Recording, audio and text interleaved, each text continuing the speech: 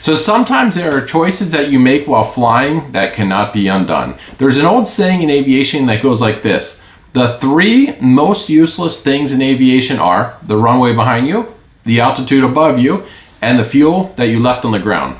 So what this saying is telling us that you could put yourself in a situation where you would be wishing you would have done things differently.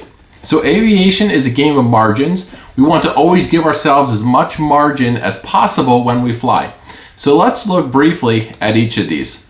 So first one, the runway behind you. So this is relevant to both takeoff and landing. On takeoff, when you pull into the runway, how much runway are you cutting off and leaving behind you? Are you departing from an intersection on the runway? Your performance calculations might show you don't need the full length.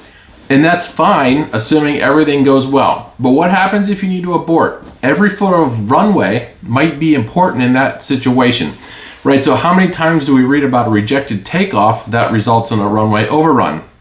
Or what about you rotate, you get into the air, and then your engine quits, and then you would need to land on the remaining runway, right? You would want every foot of runway that's possible in that situation.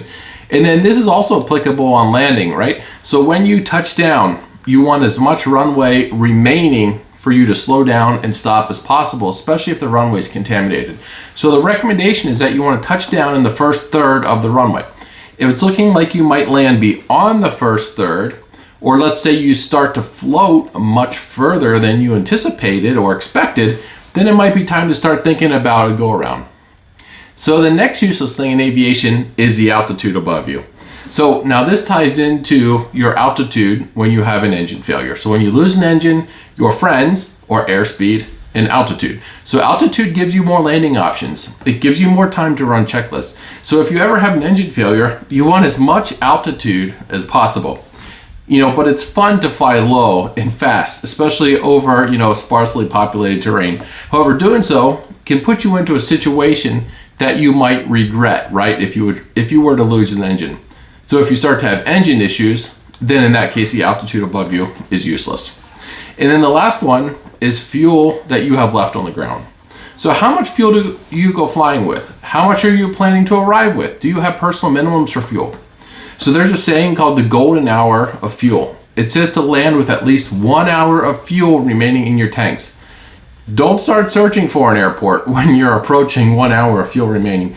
Be on the ground when you have 1 hour of fuel remaining. So how do you know when you have 1 hour of fuel remaining? Well, this is a bit tricky in these smaller airplanes without precise fuel gauges, right? So you always want to err on the side of caution. You know approximately how much fuel your aircraft burns per hour, and you know how much fuel you start with. So just do the math and be generous with your remaining fuel.